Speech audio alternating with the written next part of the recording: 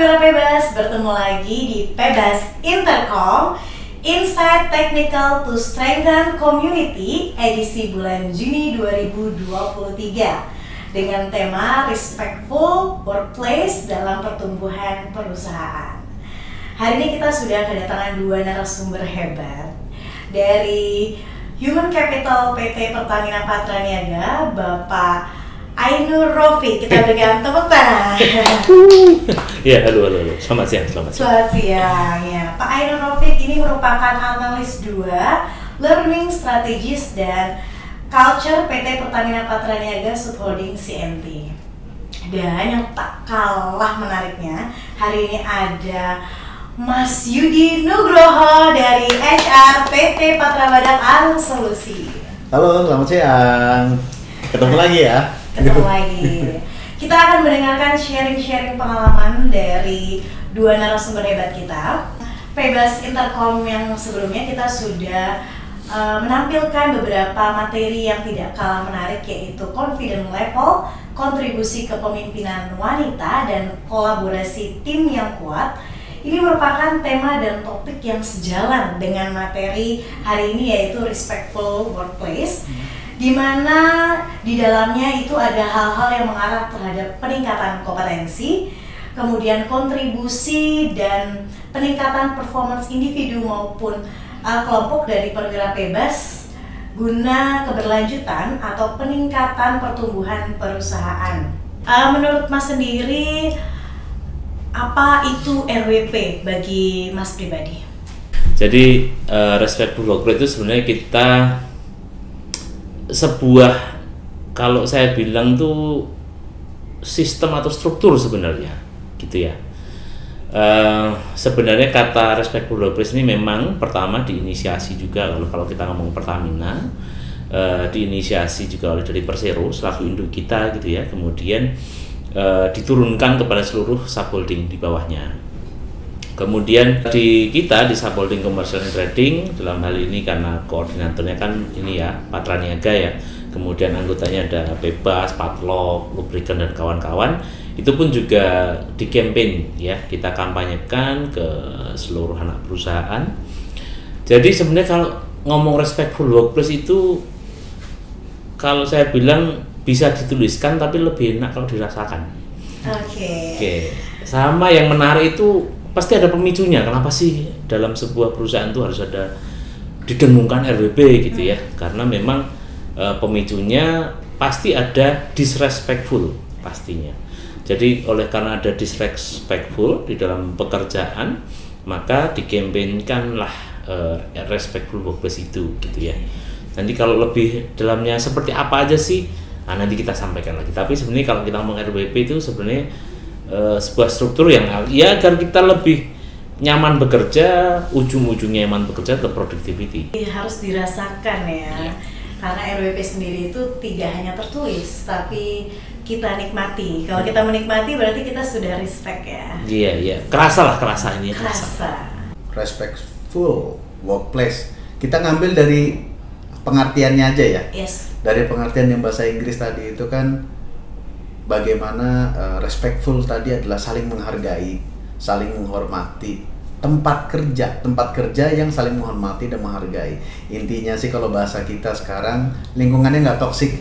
Lingkungannya nggak toksik. Lingkungannya nggak toksik, kerja nyaman, kerja saling berkontribusi sama-sama, ya, saling menghargai pendapat dan yang lainnya. Ya harusnya sih setiap perusahaan, dan kalau kebetulan sih kalau kita di Pebas ya, mungkin kalau saya langsung di internal di HR sendiri itu powerful banget. Kenapa? Karena tujuannya jelas, kita untuk mencapai target ya mau nggak mau harus sama-sama. Dan kalau kita melihat dari nilai-nilai akhlak, ya saya mungkin langsung aja ya ke nilai akhlak yang lagi ditanemin nih di Pebas nih, ya seharusnya kan harmonisasi. Nah di dalam harmonisasi itu ya kita bareng-bareng, tujuannya apa? Tadi yang terakhir, kolaborasinya dapet gitu. Jadi kalau yang saya note ya, jadi menurut Mas Yudi itu respectful workplace ini berkaitan dengan nilai yang ada di dalam akhlak, yaitu harmonis ya. Gimana kita tidak menjadi rekan kerja yang toksik. Jadi kita jangan mengharapkan lingkungan yang positif tapi kitanya toksik ya Mas ya. Jadi kita harus positif dulu nih, sehingga nilai-nilai harmonis itu tuh bisa menyebar. Nah, dilanjutkan ketika sudah harmonis, maka terjadi seperti Mas Ainur, yaitu adalah kolaboratif. Siap, setuju. Betul. Ini menarik pembicaraannya. Nah, tapi ini Mas, ini mungkin ke Pak Ainur Rofik, bagaimana membuat lingkungan kerja atau kita sendiri itu memposisikan diri untuk berada di tempat yang RWP itu sendiri, dan bagaimana kita juga menjadi orang yang mengimplementasikan RWP itu sendiri. Oke. Jadi ini Mbak, kalau kita ngomong RWP sebenarnya, kalau di dalam entitas yang kita diami sekarang gitu ya, paling banyak itu kan kadang-kadang kalau ngomong RWP itu langsung larinya ke harassment atau terkait dengan perempuan dan sebagainya. Tapi sebenarnya paling banyak itu bullying sebenarnya di lingkungan kita itu. Bullying. Betul. Itu ada Mas di sini. Menurut di saya entitas kita. Betul, masih ada. Jadi bullying itu karena sangat erat kaitannya satu dengan senioritas gitu ya. Kadang-kadang bullying itu pun juga macam-macam bentuknya. Ada yang agresif, benar-benar membuli gitu ya. Ada yang pasif agresif. Jadi dia kadang-kadang memposisikan orang pembuli ini kadang memposisikan sebagai korban atau menimpakan rasa tidak nyaman kepada orang lain, dan itu terus-menerus gitu ya. Jadi bullying ataupun harassment sebenarnya perilaku yang kadang berulang gitu ya. Contoh nih, kalau agresif jelas lah ya, dikatakan lemah atau kamu, mohon maaf kata-kata kasar, bisa tolol, goblok dan sebagainya gitu ya. Tapi ada juga yang pasif gitu ya.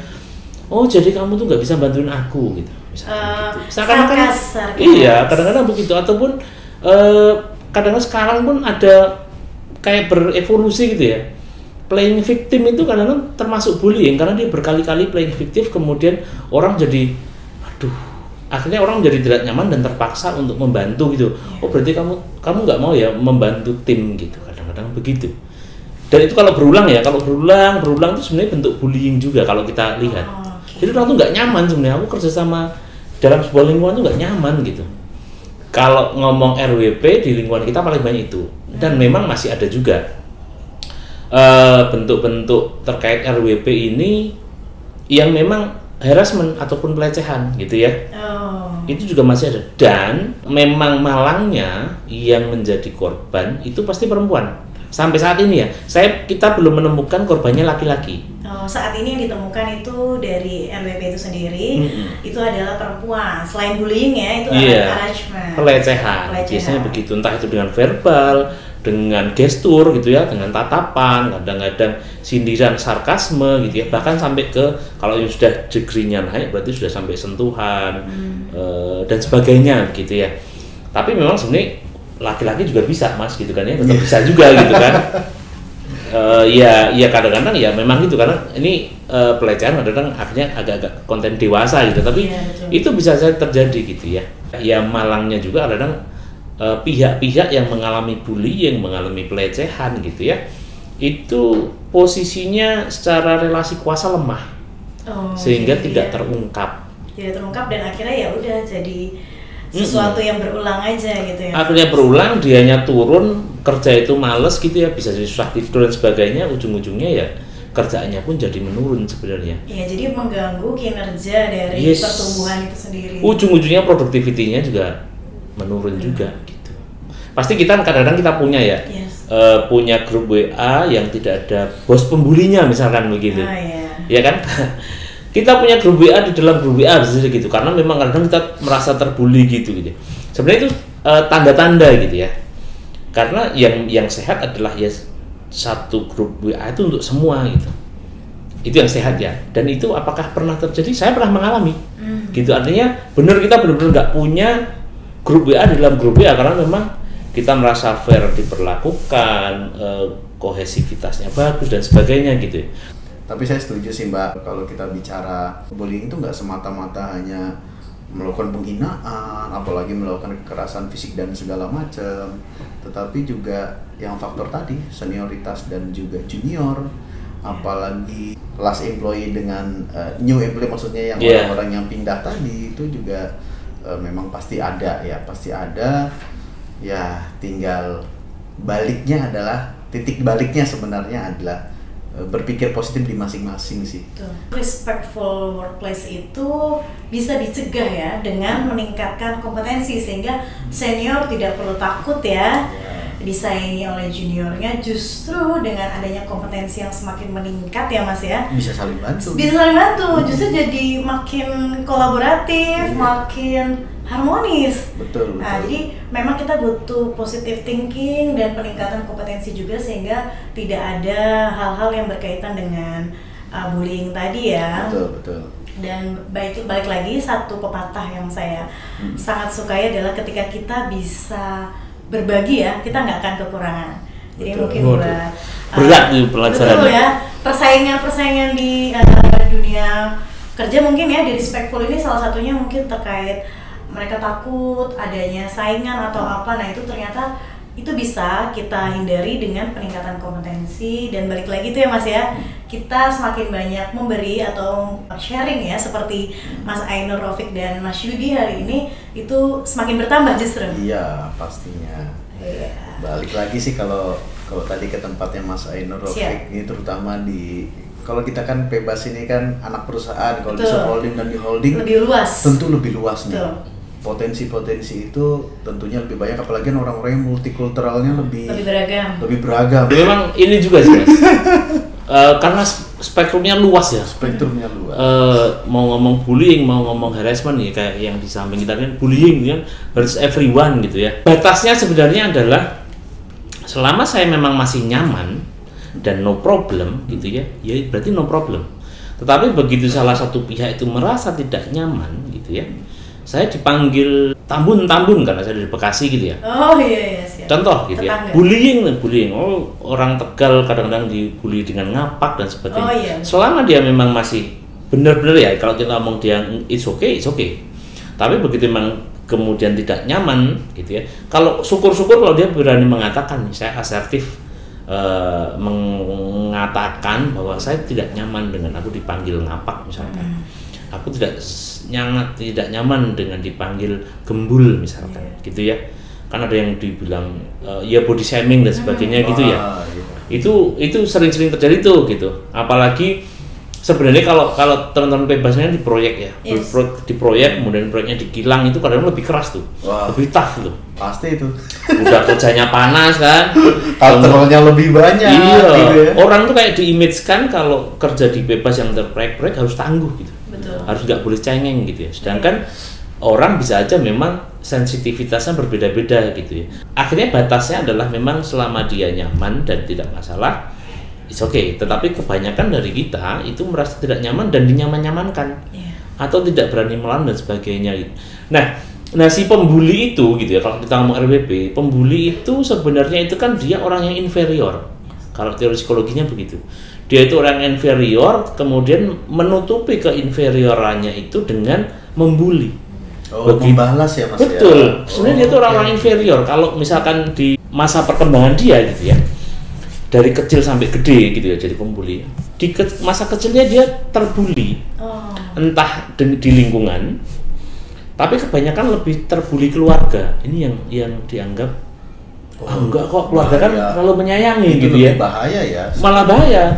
Ya. Jadi saya sejak kecil misalkan gitu dibanding-bandingkan nih dengan anaknya Pak Le ini, bule itu gitu ya. Bentuk tubuh saya yang lebih hitam daripada yang lain gitu ya. Itu kecil tuh memori gitu ya. Itu jadi membuat kita merasa inferior, mengimage diri kita itu jadi kurang bagus gitu ya. Nah, sifat-sifat inferior itu begitu dia udah besar dan ternyata tadi relasi kuasa, saya punya bawahan, saya lebih lama, anak ini baru gitu ya, lebih rendah. Nah ini kesempatan saya nih untuk menjadi tidak inferior lagi gitu, jadi superior. Nah superiority itulah yang akhirnya berubah bentuk menjadi bully. Kadang-kadang begitu. Nah ini yang perlu kita tangkap bersama sebenarnya ya, terkait dengan bullying itu. Mereka ini para pembuli itu atau para perundung ya, kalimat sekarang ya Mas ya, perundungan kan gitu ya.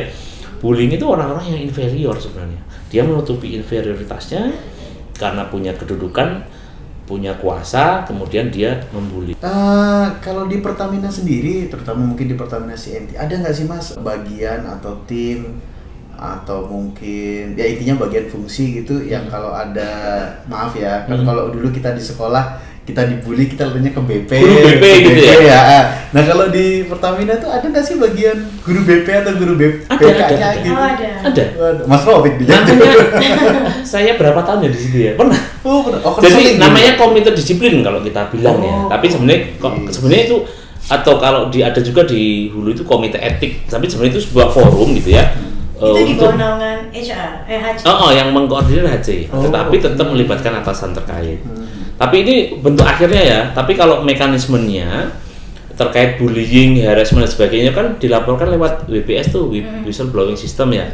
Itu dikelola oleh pihak ketiga, Deloitte Singapura gitu ya. Dia akan melaporkan kepada kita HC, tapi nggak pernah dikasih tahu siapa yang melaporkan karena memang mereka dijaga banget.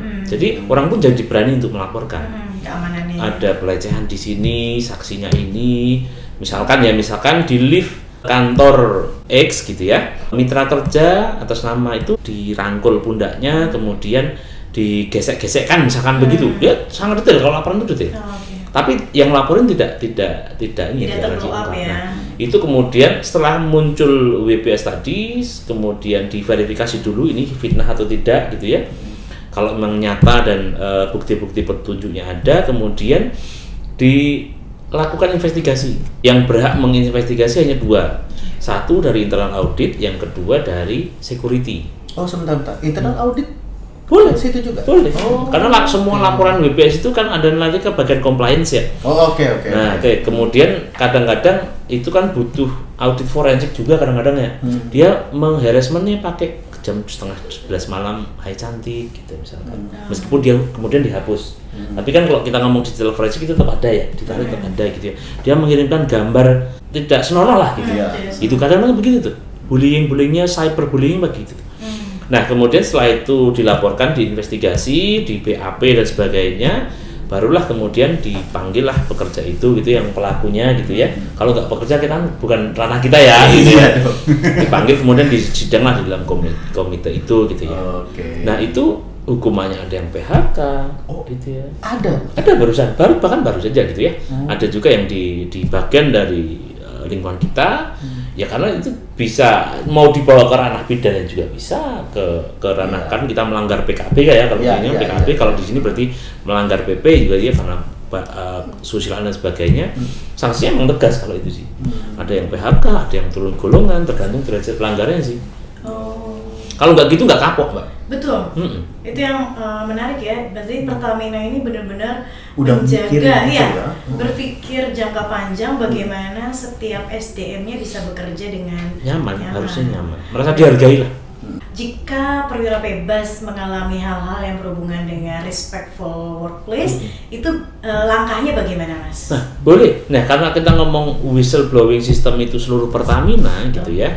Nanti ada linknya gitu ya, tipoffs.info dan apa-apa itu nyambungnya nanti ke Deloitte tuh. Artinya sebenarnya yang karena kalau yang dikelola internal sendiri itu kan nanti bisa jadi ternyata yang pelakunya ponaane jadi gosip orang ya? Ini gitu ya. Atau ponaannya yang mengelola kan nanti jadi nggak imbang ya. Akhirnya lari ke pihak ketiga.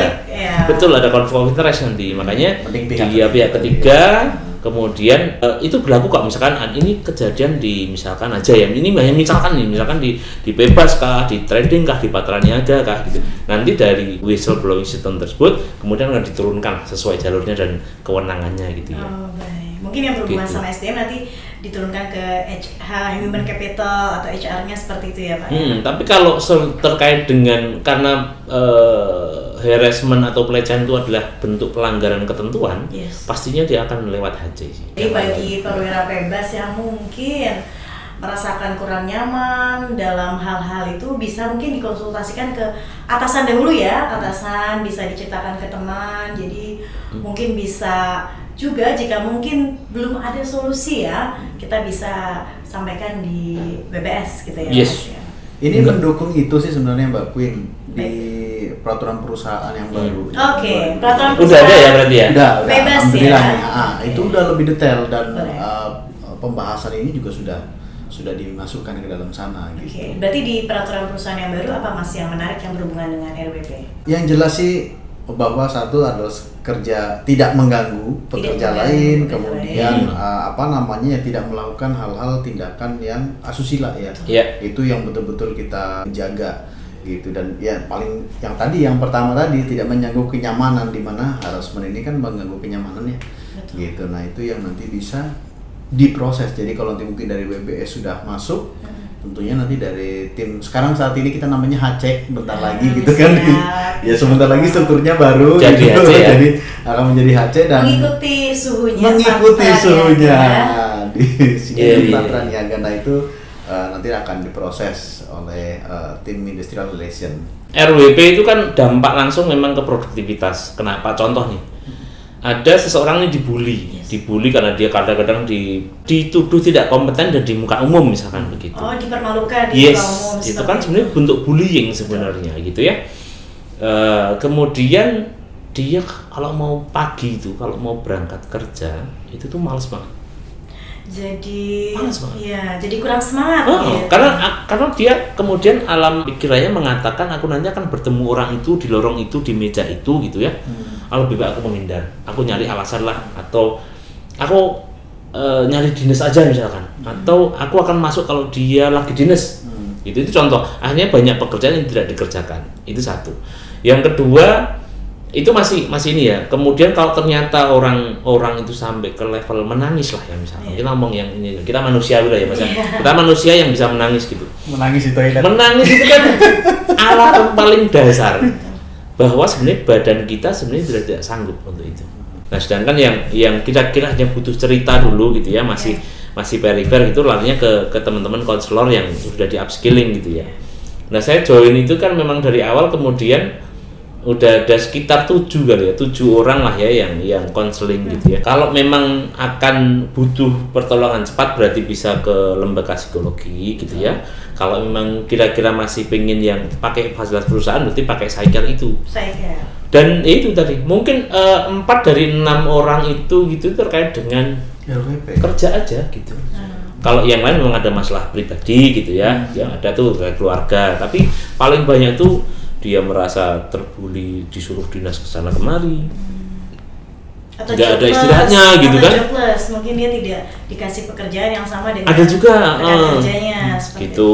Ada yang terkait dengan kok bosnya mendiamkan ya gitu, merasa begitu gitu ya. Ya sebenarnya kalau teman-teman ataupun pekerja mau konseling itu kan ya kita harus mendengarkan ya, apapun itu bentuknya gitu ya. Entah dia saat itu benar atau salah, tetapi orang itu butuh didengarkan gitu. Apalagi kalau ternyata orang-orang yang mungkin mengarah ke tertekan atau depresi gitu ya. Kadang-kadang kalau di luaran itu kita sering aja refleks ngomong, "Boyo lihat sisi terangnya" gitu ya.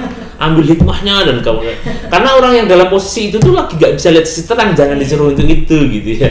Hanya didengarkan. Iya, ya itu nanti proses lah ya gitu. Tapi orang teman-teman yang mungkin sedang butuh bercerita itu tidak butuh untuk dihakimi memang kan. Kadang-kadang hanya butuh cerita, butuh baiknya bagaimana dan sebagainya. Mungkin bagi teman-teman perwira bebas yang tidak nyaman atau mungkin bingung mau cerita ke teman, takut nyebar ya, atau cerita ke atasan mungkin belum dapat sisi terang tadi, belum klik lah, atau mungkin justru bermasalah sama atasan paling banyak.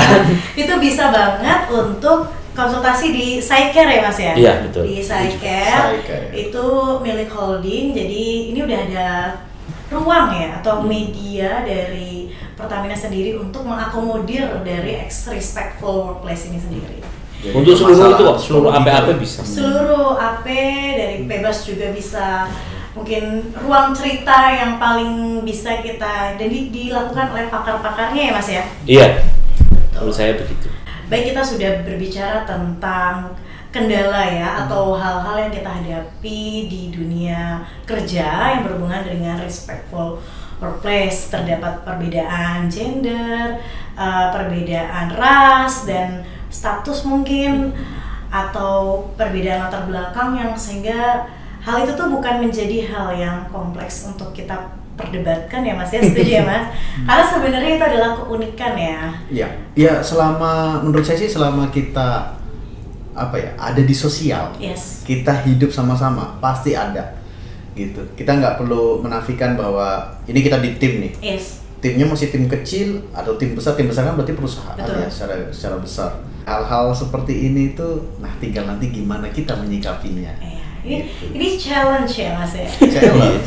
Seperti kita bermain musik, kita ada harmonisasinya. Pendewasaan juga sebenarnya sih. Berarti kita sepakat bahwa respectful workplace ini berpengaruh terhadap kinerja pertumbuhan Sangat. perusahaan.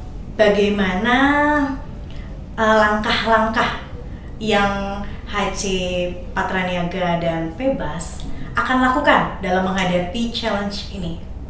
Penerapan ataupun ini ya, sebenarnya banyak, artinya effort lah ya. Yes. Pertama kita membuat logo Respect Workplace tuh ada tuh di situ pertama gitu ya. Yeah. Kemudian RWP itu bentuk ikhtiar menurutku Mbak. Bentuk usaha. Bentuk usaha lah, usaha biar produktivitasnya naik dengan suasana yang menyenangkan lah gitu ya. Kalau yang fisik ya berarti kan kita memperbanyak totem ataupun artefak gitu ya. Sebenarnya itu kan bentuk campaign, bentuk imbauan agar orang lebih mudah teringat gitu ya, bahwa sebenarnya perusahaan ini ataupun subholding ini itu sekarang concern terkait dengan respectful workplace.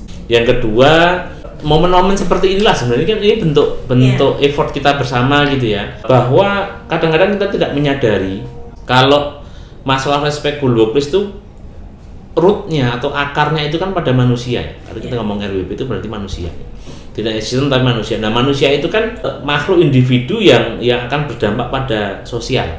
Contohnya tadi kenapa kita membahas terkait dengan kenapa sih orang itu menjadi pembuli, kenapa sih orang itu bisa tidak menghargai gitu ya. Jadi termasuk sebenarnya usaha tadi Saiker tadi itu biar orang juga bisa menaruh respect satu sama lain. Manusia yang bermasalah dengan atasan, termasuk saya gitu ya, siapapun bawahan itu pasti ada masalah dengan atasan. Karena kita selalu merasa sebagai bawahan ya, merasa terzolimi lah, atasan tidak akomodatif. Ini sudut pandang kita soalnya. Tetapi atasan kan punya sudut pandang lain kan gitu. Karena nggak ada sejarahnya kemudian bawahan tuh plok 100% klop dengan atasan, nggak ada. Nggak ada. Ganti atasan ya ganti masalah doang gitu. Sehingga tinggal mengetahui bahwa oh atasan itu modelnya kayak gitu, memang komunikasinya seperti itu gitu ya. Kalau saya seperti ini gitu. Nah kalau sudah kira-kira paham bahwa ya kita bekerja harus saling menaruh rasa hormat gitu ya, kita harus respect satu sama lain, tidak kemudian menggerogoti sisi pribadi. Kalau kalimat saya gitu ya, itu otomatis nanti dia akan paham. Termasuk begini, orang Indonesia itu kan banyak yang nggak enakan, sungkan, ya kan? Sungkan gitu. Bahkan saat saya berlebihan, misalkan nih saya agak hiperbolis gitu ya, merasa mengeluh atasan saya nggak enak sebagainya, itu kan sebenarnya nggak boleh dibiarkan, iya kan? Orang itu harus dikasih tahu bahwa dirimu terlalu lebay gitu, kamu nggak boleh seperti itu. Tapi tidak semua pihak punya nyali untuk itu. Bahkan kita sama-sama teman aja kadang-kadang kita nggak punya nyali karena sibuk menjaga hati biar nggak terluka gitu kan. Padahal sebenarnya orang pun harus dikasih tahu bahwa kalau memang kita terlalu lebay ya kita terlalu lebay. Artinya kayak harus asertif gitu ya. Ya diomongin aja. Karena dengan itu menurutku sih melatih kedewasaannya. Ada di antara kita ini Mas, atasan bawahan atau teman itu kan karena saking menjaga image masing-masing, tapi jadi tidak dewasa gitu ya, tidak mengomongkan, ngomonginnya di belakang gitu ya, jadi ngomonginnya di grup WA gitu. Toxic positivity. Iya gitu. Jadi bilangnya bagus ternyata. Enggak. Mending dia orang itu nggak apa-apa. Ya, merusak program dan segala macam. Dia pede, ternyata yang dia lakukan salah, itu kan juga bahaya Mas. Iya. Dia omongin aja nggak apa-apa. Udah gede kok. Iya, udah dewasa. Itu menurut saya itu sebagai bentuk respect juga. Dimana lebih baik aku ngomongin di depannya gitu ya. Kan kalau ngomong asertif itu ngomong fakta tapi tidak menyerang gitu ya. Kan gitu ya, membeberkan fakta bahwa bisa jadi sudut pandangmu A tapi harusnya ini B gitu ya. Ya kan kamu harus lihat sisi yang lain gitu, karena itu tadi coba. Yang sudah dilakukan Patraniaga atau holding sendiri itu ada Saiker ya Mas ya. Tadi sebagai ruang terbuka untuk teman-teman perwira bebas jika ingin menyampaikan perasaannya yang tidak dapat terbendung gitu ya. Dan tadi bener info dari Mas Ainur Raufik, yaitu kita sebagai teman rekan kerja juga menjadi rekan yang baik itu tidak hanya memberikan pujian, ya, Iya. setuju ya. Tapi ketika teman kita mungkin mengalami hambatan atau mungkin dia menjadi toksik itu sendiri ya, menyadar dari kalimat Mas Yudi, kita juga bisa memberikan, mungkin komunikasinya aja Mas ya, jadi asertifnya bisa tersampaikan dengan baik gitu ya Mas ya, tetap disampaikan dengan respect ya Mas ya, tapi juga tidak membohongi sebuah fakta. Iya. Iya. Kalau saya coba merumuskan nantinya itu, kalau ya ini baru dan juga nanti akan coba disampaikan adalah yang pertama, kita ada usaha internal dan juga eksternal. Maksudnya internal itu apa? Internal memberikan pemahaman kepada para pekerja. Campaign ya Mas ya. Iya, balik lagi kepada pemikiran positif ya, gitu. Kita dimanapun kalau kita pikirannya udah negatif, udah nggak usah gitu deh. Nah, istilah kata ada yang naruh berkas, kalau menaruh biasa gitu, Iya. waduh, ini ngebully ini, Iya. gitu. Nah, balik lagi kita coba membuka pandangan ke situ, dan kemudian yang kedua adalah balik lagi meningkatkan teamwork di tempat kita di Pebas itu. Gimana sih teamwork itu gitu? Yes. Karena apa, targetnya kami kelihatan Mas. Gitu. Kalau kami itu kan targetnya kelihatan pencapaiannya apa saja, dan kalau bawahnya kita jalannya nggak sama atau larinya nggak sama, Nggak berdiri itu bangunan kan? nggak berdiri bangunan. Iya, kan? Gitu. Itu pertama untuk internal. Tentunya kita coba nanti membangun seperti ini Mbak, ini wow banget sih, ada cara seperti ini yang tentunya nanti akan dilihat baik oleh teman-teman yang ada di office di Jakarta maupun ada di masing-masing site ya, site project, itunya bisa membangun. Ya, kemudian yang kedua adalah tadi personalnya, kemudian ke para leadernya juga. Yes. Saya pikir perlu juga nih leader-leader memahami yang tadi bawahannya memahami, atasannya juga memahami gitu. Sebenarnya leadership skill, balik lagi di leadership skillnya dia harus terasa, dan tentunya kami di Pebas ini Mas, untuk leadership skill ini antara baru mau mulai tahun ini dan sampai ke tahun depan baru mulai kita coba gencarkan. Dengan adanya Mas datang ke sini membahas ini, dan di momen acara ini, wah jadi tambah insight nih buat untuk memasukkan tadi ya unsur-unsur tadi gitu. Kalau ke eksternalnya sudah pasti tadi kita akan coba gaungkan mengenai PBS dan juga Psycare. Di mana sebelum itu berjalan adalah gimana sih para perwira atau pekerja Pebas itu berani ngomong gitu. Karena kan pada dasarnya kan kita udah ngomong dong gitu ya. Afirmasi C5B kan ngomong dong gitu, ngobrol dong gitu ya. Nah, ayo. Sama kayak ini Mas, jangan lempar ke atas. Jangan. Tapi ya jangan dilempar ke bawah semua gitu loh. Kan itu contohnya gitu. Betul. Aku sih setuju itu. Iya. Jangan lempar ke atas, oke. Tapi ya jangan lempar ke bawah semua, Pak gitu. Betul. Cuman ya memang harus dipahami ya, kalau di level atasan ini kan melihatnya kerjaannya lebih banyak ya. Jadi anak buahnya dengan pembagian peran-peran tadi juga lumayan tuh. Yes. Mikirnya tuh masing-masing tuh. Terus juga ya pekerjanya juga sama sih, harusnya saya pikir larinya ke berpikir positif. Tapi makasih banget loh Mas Raufik, gara-gara tadi Mas Raufik, makasih juga dari tim gara-gara udah diajak ke sini Mas Raufiknya. Wow, jadi tambah insight nih. Tambah insight. Iya, apalagi program ini Mas. apa itu gitu. Ya kan program-program ini menurut kami ya, maksudnya yang kami ketahui nih, yang kami ketahui di luar nih gitu ya. Yes. Pak kan ini dulunya Pak Ketut ya. Yes. Pak Ketut itu kan terkenal dia concern pada people gitu ya. Itu menurut saya itu momentum yang bagus gitu ya, karena top leadernya concern gitu dan mengapresiasi teman-teman anak muda, teman-teman AOC, teman-teman ya pekerjanya gitu. Karena kalau mau ngomong tidak semua orang akan concern seperti itu gitu. Yes. Dan vibes di luarnya sih menurut saya sih Pebas oke banget gitu ya untuk ini digaskan lah gitu terkait dengan RWP ini gitu ya, karena itu tadi kalau ngomong direct atau tidak directnya RWP itu menurut saya direct karena dia langsung berpengaruh pada orang dan produktivitas Mas. Iya gitu. Kita tuh bisa membuat 1001 alasan untuk tidak bekerja. Kita tuh mudah banget untuk kita membuat kita tidak bekerja, apalagi pasca COVID ya. Mau WFH, mau kemudian lebih takut karena mulai sakit nanti takut nularin dan sebagainya. Tapi banyak, tapi sebenarnya apa sih di balik itu gitu? Jangan-jangan karena sebenarnya ada hal-hal yang membuat kita tidak nyaman gitu ya.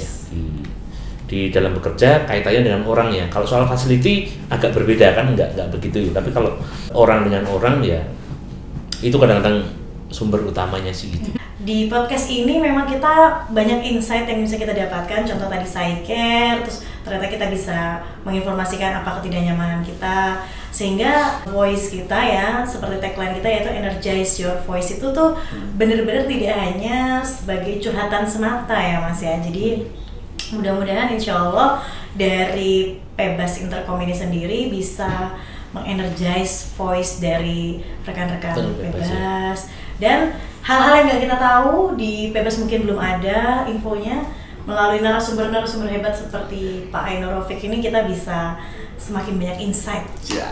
Bagaimana memberikan mindset positif kepada para perwira di Pebas maupun CMT ataupun perwira Pertamina, bahwa respectful workplace ini adalah sebuah langkah kesatuan. Terus terang tuh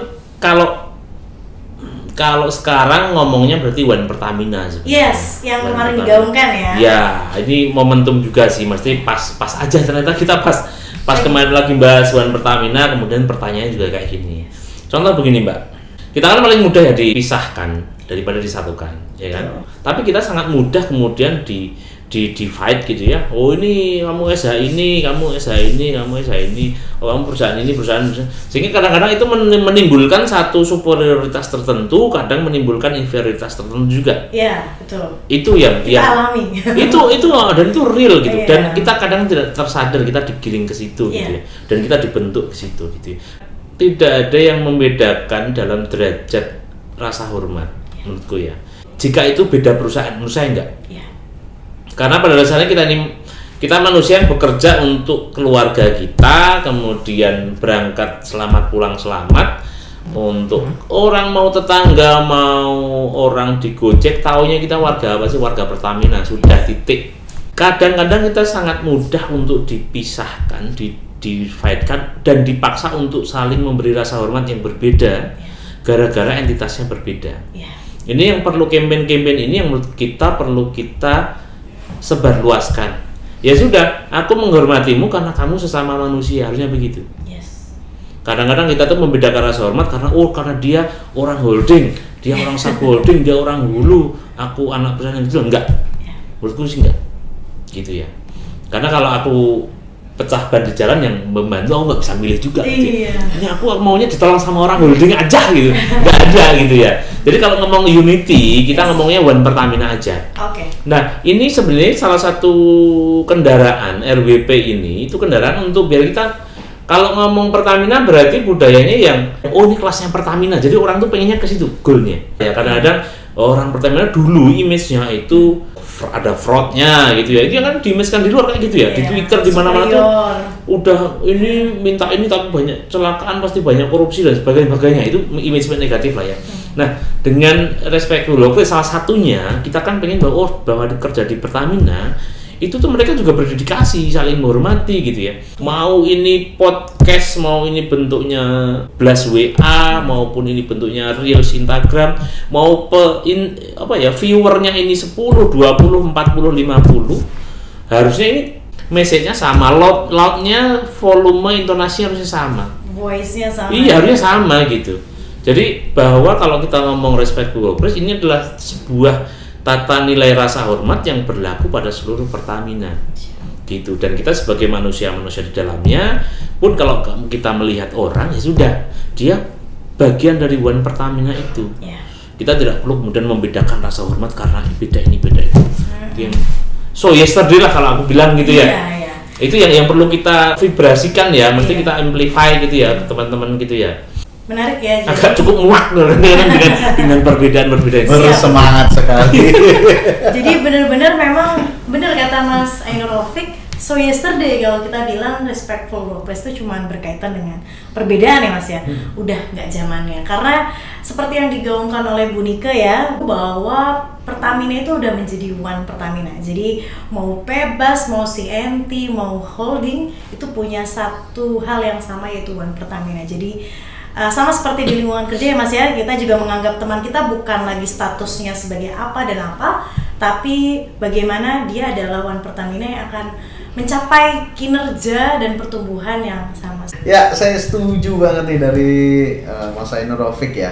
Kita nih kerja di Pertamina, pasti satu Pertamina. Yes. Buat apa sih berkarya untuk negeri? Iya. Membangun negeri. Kok bisa sih berkarya dan membangun gitu? Ya karena kita BBM. Istilah kata gitu ya, bahan bakar minyak yang semua aspek listrik dibutuhkan. nyalanya dari situ juga, dari energi, sumber energi. Nah, gimana sih bisa membangun negeri, berkarya untuk negeri yang baik?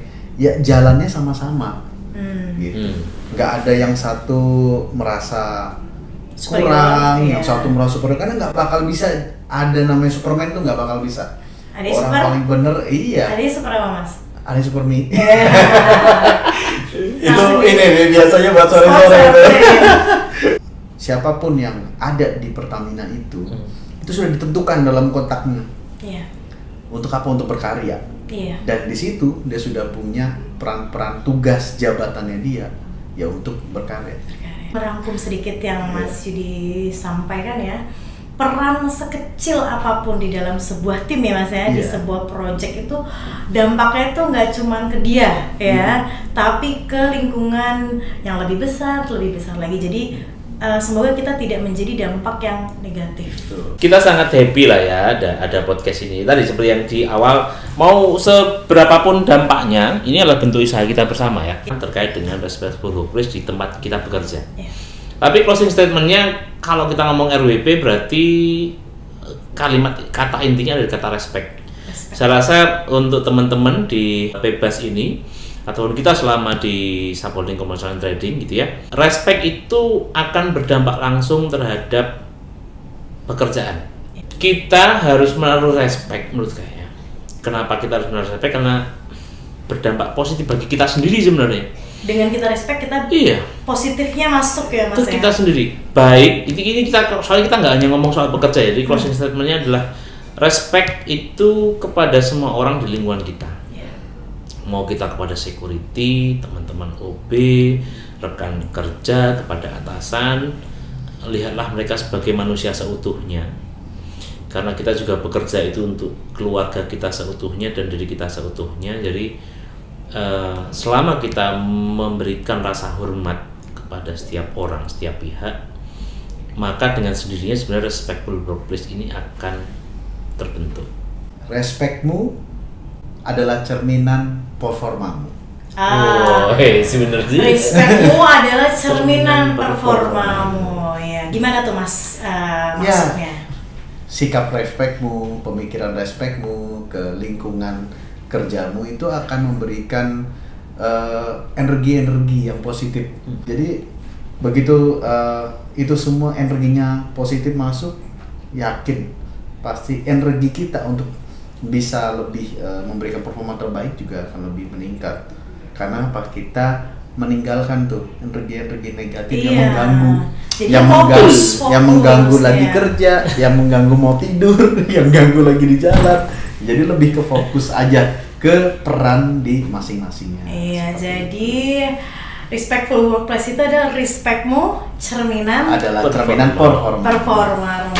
Terima kasih Mas Ainur Raufik. Salam hangat untuk seluruh keluarga PT Pertamina Patraniaga Subholding CNT, tim HC-nya. Terima kasih sudah kolaboratif datang ke sini menghadirkan narasumber hebat Mas Ainur Raufik ke PT Pebas.